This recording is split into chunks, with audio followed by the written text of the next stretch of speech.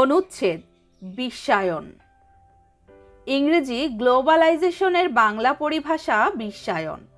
বিশ্বব্যাপী মানুষের রাজনীতিক, অর্থনৈতিক, সামাজিক, সাংস্কৃতিক, বুদ্ধিবৃত্তিক ও প্রযুক্তিগত নৈকট্য ও অভিন্নতার ধারাকে বলা হয় বিশ্বায়ন।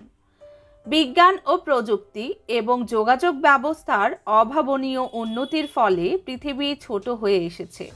ফলে বিশ্বগ্রাম, বিশ্ব নাগরিকত্ব, মুক্ত বাজার, মুক্ত সংস্কৃতি ইত্যাদি শব্দগুলো সবার মনেই প্রভাব ফেলেছে।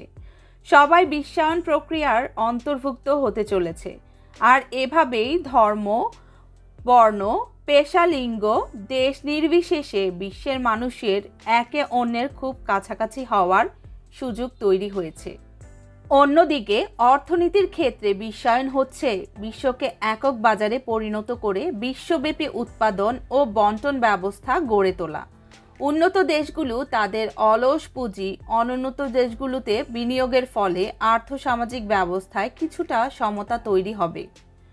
সংস্কৃতির ক্ষেত্রেও বিশ্বায়নের প্রভাব পড়তে শুরু করেছে, কিন্তু সেক্ষেত্রে প্রতিটি দেশ ও জাতি তাদের নিজস্ব ভাষা ও সংস্কৃতি রক্ষা করতে তৎপর হয়ে উঠেছে। তবে অর্থনৈতিক ক্ষেত্রে বিশ্বায়নের প্রভাবে উন্নত দেশগুলো কিছুটা ফায়দা লুটবেই। আশার কথা, সেক্ষেত্রেও সতর্ক হতে শুরু করেছে অনেক দেশ। শিক্ষা, শিল্প, সাহিত্য, সংস্কৃতির বিনিময়ে মাধ্যমে অবশ্যই লাভবান হবে অনুন্নত দেশগুলো, কিন্তু কিছু কিছু দেশীয় প্রযুক্তির ক্ষেত্র ক্ষতিগ্রস্ত হবে। তারপরও বাংলাদেশ গার্মেন্টস সহ আরও কিছু ক্ষেত্র বিশ্ববাজারে প্রবেশ করে নিজস্ব অর্থনীতি মজবুত করছে, আর নিজস্ব রাজনীতি, সংস্কৃতি, শিল্পের ক্ষেত্রে সতর্কতা অবলম্বন করছে।